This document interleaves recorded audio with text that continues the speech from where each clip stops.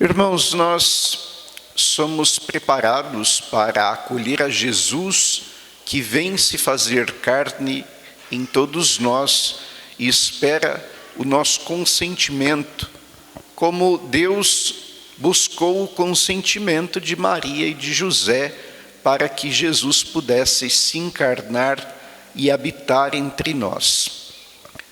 É muito interessante porque a liturgia fala de 3 vindas do Senhor. Nós meditávamos por um longo período na segunda vinda do Senhor. A partir do dia 17, a liturgia nos apresenta mais uma vez a primeira vinda do Senhor, que é o seu nascimento, o seu Natal. A segunda vinda é a vinda escatológica, quando o Senhor virá para julgar os vivos e os mortos e estabelecer o reino que não terá fim, nos levando ao céu. Se nós nos unirmos a Ele, então iremos ao céu. Mas a teologia ainda fala de uma vinda intermediária. Esta vinda, ela acontece na história de todo o povo de Deus, porque o mistério da encarnação, pela fé, ele se estende a todos os povos, a todos os filhos de Deus, a todos aqueles que recebem o dom do Espírito Santo. Nós precisamos também gerar Jesus no nosso interior. São Paulo dizia isso, né? Em um certo ponto ele vai dizer: já não sou eu mais que vivo, é Cristo que vive em mim. Assim deve acontecer para todos nós, nos tornando de fato filhos de Deus, co-herdeiros de Cristo, porque unidos a Cristo intimamente e vivendo a vontade do Pai. Então hoje a liturgia, na iminência do Natal, vai nos apresentar o Evangelho de São Mateus, que acentua mais São José. Embora a nossa tradição não costume falar tanto de José, seguindo a intuição dos próprios apóstolos, que inclusive não colocam uma palavra na sua boca nos evangelhos, porque queriam enfatizar e deixar muito claro que Jesus é o Filho de Deus. Isso é fundamental para que a gente possa compreender o projeto de salvação de Deus para nós e a fidelidade de Deus às suas promessas. Então, por isso, São José precisa ficar meio de lado mesmo, né? Fica meio apagado ali na narrativa do nascimento. Mas mesmo assim, o Evangelho de São Mateus vai pontuar muito claramente algumas coisas que nós podemos conhecer. Se não estão explícitas, estão implícitas no Evangelho. Nós começamos olhando para a promessa que já foi proclamada na primeira leitura de hoje, falando que uma virgem deveria conceber e dar à luz um filho. Nossa mentalidade, ela é corrompida por uma série de pensamentos que estão longe da cultura judaica. Isso impede a gente de entender logo o que significa essa promessa para Israel e, portanto, para toda a humanidade. A Virgem muitas vezes é vista como um símbolo de uma pureza idealizada, né? Uma pessoa muito frágil, uma pessoa que precisa ser cuidada, né? Nós temos lá os contos da Disney, né? Que foram modificados ultimamente, mas que normalmente apresentavam aquela mocinha que era raptada ou que sofria alguma coisa e precisava ser ali socorrida e não sei o quê. E a gente fica pensando que a mensagem está focada nesse aspecto da pureza. É claro que a Virgem Maria é pura, mas não por conta simplesmente da sua virgindade. É pura porque não tem o seu coração preenchido pelas coisas do mundo, não busca a sua alegria no dinheiro, nos afetos ou na própria vida, mas em Deus, e por isso está unida a Deus, medita a sua palavra sempre, de dia e de noite, assim como José. Os dois são puros nesse sentido.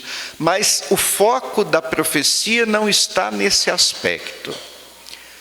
A virgem, diante do povo de Israel, era uma mulher que ainda não tinha alcançado a sua alegria. É uma mulher que ainda não está plena na sua história. Ela se parece muito com aquela idosa que se casou e não teve filhos. A diferença é que aquela idosa passa uma vergonha muito grande porque ela é julgada pela sociedade que pensa que ela é amaldiçoada por Deus. Imagina que ela deve ter cometido um pecado grave que Deus a castigou, ela, o seu marido. E nós vemos Isabel falando, dando esse testemunho, que Deus tira ela da sua humilhação. E outras mulheres também na Escritura que vão ter filhos com uma vida mais avançada. Isso dentro da cultura de Israel, então, diz respeito a essa expectativa pela graça de Deus. A mulher, então, quando ela tem o seu casamento e os seus filhos, dentro da cultura de Israel, ela pode se reconhecer como alguém realizada, né? Plena da graça de Deus, uma pessoa feliz. Quando Deus diz que vai fazer nascer um filho para virgem, a primeira mensagem que o povo de Israel vai entender é que Deus não tarda. Deus não demora para realizar a salvação. Essa mulher vai rapidamente alcançar a sua alegria. E é claro que ela é figura de todo o povo de Israel, que é aquela mulher que vai ser desposada pelo Senhor que vem ao seu encontro. É uma promessa para todo o povo, de que Deus vem salvar e não demora. Esse é o foco da profecia.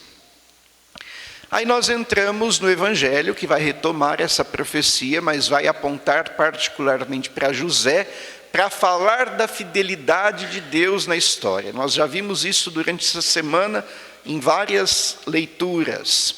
A figura do cetro, ela é a figura simbólica mais expressiva dessa fidelidade de Deus. O cetro dos reis é o mesmo cajado dos pastores e dos profetas, dos patriarcas de Israel. E a partir da autoridade que Deus dá a esses patriarcas, ele vai realizar a salvação. A maior expressão disso está em Moisés, que vai realizar os prodígios para libertar Israel do Egito. É aquele cajado que se transforma em serpente, que toca na água, tanto para transformá-la em sangue, depois para abrir o mar, vai tocar na rocha para fazer brotar a água que sacia a sede desse povo no deserto. Então essa fidelidade de Deus, é a atuação de Deus nessas figuras dos patriarcas, que demonstra que Deus está sempre atento ao seu povo e socorre as suas necessidades, corrige, reúne e leva adiante a história de salvação que ele iniciou com o seu povo. Esse bastão também está nas mãos de São José. Ele é o último dos patriarcas e é o único patriarca que vai ver a promessa realizada. Por isso, o bastão de São José está florescido. Um rebento brota do ramo de Jessé, um ramo de suas raízes. Isso se refere a Jesus, esse filho que vem. Então, o cajado de São José, simbolicamente, representa a própria paixão de Cristo. É Cristo na cruz, aquele que de fato é puro e santo e que dá a sua vida para redimir o pecado, para vencer a condenação do pecado. Cristo na cruz paga pela nossa dívida. Isso nos levaria ao sacrifício de Abraão, aquele primeiro sacrifício da aliança, quando ele reparte os animais no meio, coloca cada metade de um lado, e antes que ele pudesse proferir a cláusula da aliança, Deus consome as duas metades, faz cair um sono nele, consome as duas metades. A cláusula dizia que caia sobre a minha cabeça a mesma sorte destes animais, se eu não cumprir a minha parte da aliança. Como Deus sabia que a humanidade não poderia cumprir a sua parte na aliança, ele assume em nome também de Abraão, em nome da humanidade, a responsabilidade pelo cumprimento da aliança. Qual é a sorte dos animais? Ter a cabeça partida ao meio. É a morte. Essa é a sorte do pecado. Essa é a nossa condenação natural, que não vai recair sobre a nossa cabeça, mas vai recair sobre a cabeça do Filho de Deus, que se fez também filho do homem. Era necessário que Deus se fizesse filho do homem, porque ele paga a infidelidade do homem, não dele, ele é fiel. Mas ele assumiu a responsabilidade pelos dois. Então, para que a promessa se cumprisse, para que a aliança não fosse destruída, para que o homem não ficasse encerrado na morte, era necessário que Deus assumisse a nossa humanidade e pagasse a dívida do pecado, vencesse essa consequência de morte, abrindo de novo para nós a possibilidade de ir ao céu. E então nós vemos em São José essa fidelidade de Deus na história de Israel, na história da humanidade. José vê o cumprimento dessa promessa, por isso seu cetro, seu cajado está florido. Lembrando que José é o descendente de Davi, é o herdeiro do trono. Embora não tenha se sentado no trono, porque o trono foi usurpado, nós não podemos esquecer que José tem o direito ao trono. Ele é o descendente de Davi. Ele deveria ser o rei de Israel. Então, quando nós vemos o acontecimento aqui da anunciação para José, temos que levar em conta isso. Ele é um homem de fé, ele é descendente de Davi, ele espera o cumprimento dessas promessas. Então, quando Maria anuncia para José que ela está grávida, quando ela conta que o anjo a visitou e que ela está grávida, isso não está escrito na Escritura. Isso nós podemos supor a partir do que está escrito. Maria vai contar para ele. E aí nossa mentalidade mais uma vez nos atrapalha. Nós logo pensamos em traições, logo pensamos em infidelidades. E a nossa tradução, então, é pior ainda, porque quando se fala em abandono, que José abandonou Maria, nós pensamos, vem toda uma carga emocional. Nós pensamos em desprezo. Nós logo imaginamos que José não acreditou que aquela criança fosse filha de Deus, e que ele estivesse rejeitando Maria. Não se trata disso. E isso é muito claro. Por quê? Na narrativa, José vai ser chamado de justo porque resolveu deixar ou abandonar Maria em segredo. Quem é justo? É aquele que cumpre a lei, mentalidade de Israel. Isso tem que ser muito claro. Para você ser chamado de justo, você tem que cumprir os preceitos de Deus, todos os seus mandamentos, tem que cumprir a lei. E aí diz que José resolveu deixar Maria em segredo, para não denunciá-la. Aí nós entramos numa pergunta importante. A lei manda denunciar uma mulher que foi encontrada grávida fora do casamento. Isso é uma obrigação legal. José está descumprindo esta lei.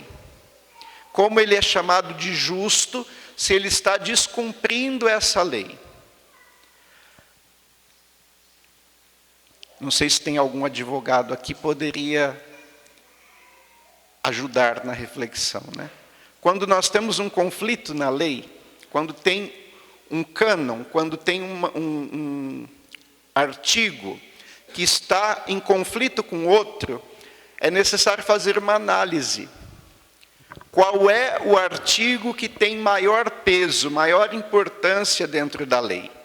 O mais importante manda no outro, o outro está submetido a ele. Então aqui nós temos esse mesmo conflito. Qual é o artigo da lei? Qual é o mandamento da lei de Deus que está acima desse outro mandamento, que é uma cláusula pequena lá do Levítico? Qual é o primeiro mandamento? amar a Deus sobre todas as coisas. E Jesus vai resumir toda a lei em 2. Você deve amar a Deus sobre todas as coisas e ao próximo, como a si mesmo, como eu vos amei. José cumpre isso. Ele está cumprindo o mandamento que manda amar a Deus. Qual é o medo de José? Isso aparece em seguida. Não tenha medo, José, de tomar Maria como sua esposa, pelo fato dela ter ficado grávida do Espírito Santo. O porquê ela ficou grávida do Espírito Santo não é uma justificativa para dizer para José, olha, tudo bem, pode tomar Maria como esposa, não tenha medo de ter sido traído. Não é isso que o anjo está dizendo. O anjo está dizendo justamente, olha, José, eu sei que você está com medo de tomar Maria como sua esposa, já que ela vai ser mãe do Filho de Deus, pelo fato dela ter ficado grávida pela ação do Espírito Santo. Mas não precisa ter medo. Deus está te dando a possibilidade, está te ordenando, inclusive, né? Te chama a acolher Maria. Não tenha medo, tome Maria como esposa. O medo dele era de ofender a Deus. Como posso tocar na mulher que Deus escolheu para ser a mãe do seu filho? Não tenha medo de ofender a Deus. Tome Maria como sua esposa. E mais do que isso, então, o anjo vai dar Jesus a José como filho. Nós falamos pai putativo, pai adotivo, né? Muitas coisas, mas a verdade é que José, diante do mundo, diante da sociedade, e nesse mistério que nós não compreendemos perfeitamente, ele é o pai de Jesus. Não agiu para ser o pai de Jesus. Assim como Maria não agiu para ser a mãe de Jesus. Isso é muito interessante. É pela ação, é pela força do Espírito Santo, não do homem ou da mulher. E isso assusta quando fala, né? Porque todo mundo pensa que só Maria participou, né? Ela participou de uma maneira passiva, não ativa. Ela não fez o que uma mulher normalmente faz para ser mãe. E por que isso é importante? Para ficar claro, para não ter dúvida de que Deus se fez filho do homem. Não é pela ação de uma pessoa boa que a salvação chegou ao mundo. Não é pela ação de Maria, nem de José, que a salvação chegou ao mundo, mas pela ação de Deus. Porque Deus é que vai pagar a nossa dívida do pecado. E isso é o que mais tem que ficar claro no mistério da encarnação. Por isso a figura de São José às vezes fica até esquecida. Para ninguém ter dúvida de que Jesus é o Filho de Deus feito homem.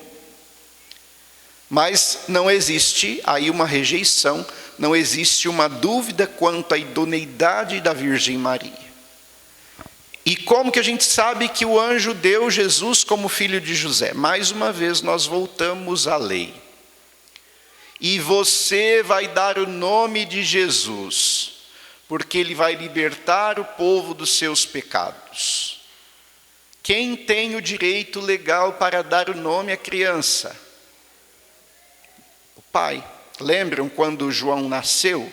Eles vão perguntar para Isabel, qual vai ser o nome do menino? A Isabel fala, é João. Eles quase chamam ela de louca, né? Não tem ninguém na sua família com esse nome. De onde você tirou isso? E aí eles vão perguntar para o pai. Por quê? Eles pensam, ela deve estar enganando o João. O Zacarias está aproveitando que ele está surdo e mudo. E está querendo pôr um nome da cabeça dela. Vamos perguntar para ele.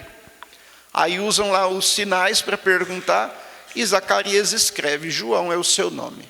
Porque é ele que tem o direito de dar o nome. É o pai. Então, se José vai dar o nome, é porque José tem o direito legal. Ele é o pai. Não segundo a carne. Não porque tenha agido, não pela sua força, mas pela graça de Deus.